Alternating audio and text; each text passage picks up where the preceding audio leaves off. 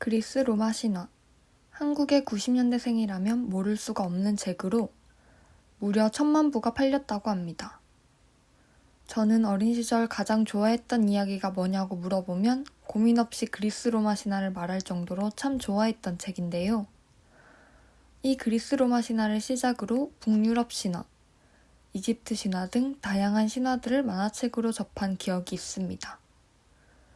그런데 지금 생각해보니 제가 살고 있는 곳인 아시아와 한국 신화는 단군 신화 외에는 잘 몰랐고 또 관련된 책을 접한 기억이 없더라고요.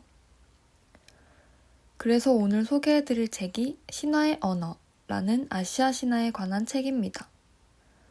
어느 날 문득 동양 신화가 궁금해져서 구매한 책인데요.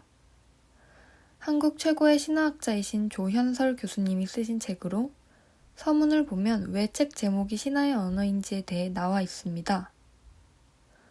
신화는 인류가 만든 최초의 이야기다. 비유하자면 신화는 세상에 존재하는 모든 이야기의 어머니다.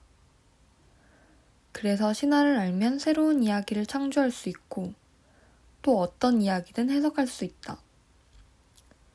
또 이런 말도 하시는데요.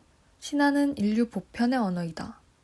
신화는 인류 최초의 이야기 형식이기 때문에 동서양의 차이가 있을 리 없다. 저는 이 부분이 참 흥미로웠습니다. 사실 동서양 문화의 차이는 표로 구분지어질 만큼 뚜렷하다고 생각했는데 신화는 동서양의 차이가 있을 리 없다니. 이해가 안 가 조금 더 읽어보니 그리스 신화는 인간이 돌에서 비롯되었다고 합니다. 그리고 중국 신화엔 진흙으로 빚었다고 하죠. 이처럼 신이 만든 창조물이라는 시각은 같은데 재료나 만드는 방법이 조금씩 다르다는 거죠. 그래서 신화를 인류 보편의 언어로 표현했구나 라고 이해할 수 있었습니다. 이 책은 그래서 다양한 신화를 읽어야 한다고 말합니다.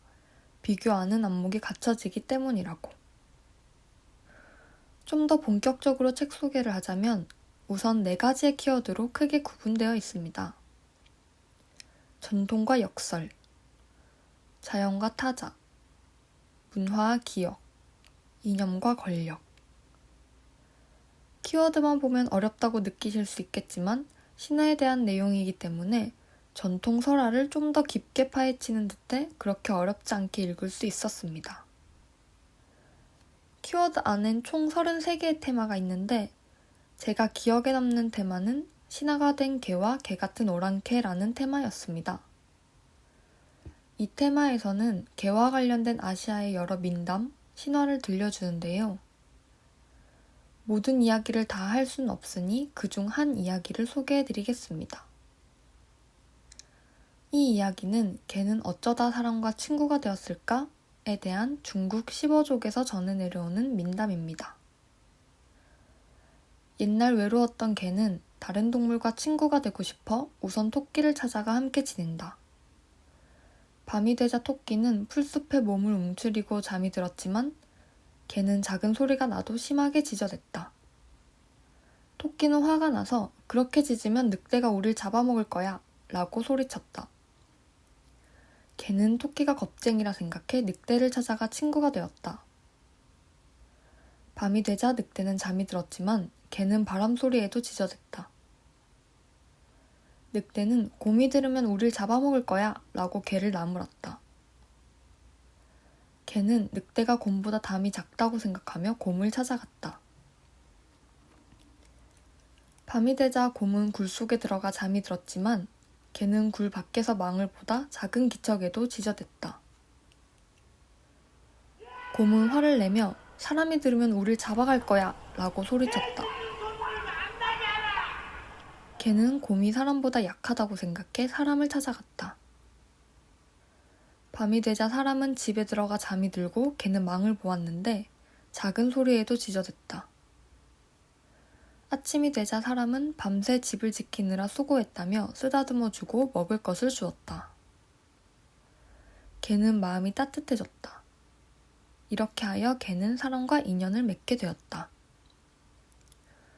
개가 사람과 함께하게 된 이유가 이렇게 전해 내려왔다는 사실이 흥미로웠고 귀엽기도 했습니다. 이 외에도 위구르족 신화인 밀은 알라가 개에게 준 음식, 후한서에 나오는 오장군의 머리를 물고 온 반호 등 개에 대한 다양하고 재미있는 이야기들이 소개됩니다. 이 책을 읽다 보면 서문에 나왔던 신화를 오래 읽다 보면 들어가는 문은 다른데 결국 같은 방에 도달하게 된다는 것을 깨닫게 된다. 라는 문장이 확 와닿게 됩니다. 앞서 말했던 신화는 인류 보편적 언어라는 것도 더 잘 이해가 되고요. 심지어 성경에 나오는 노아의 방주와 비슷한 신화도 있었습니다. 이 책을 통해 몰랐던 아시아 신화에 대해 배우며 기존에 알고 있었던 신화들과 비교해 보는 것도 좋을 것 같습니다. 이상으로 독서 영상을 마치겠습니다. 감사합니다.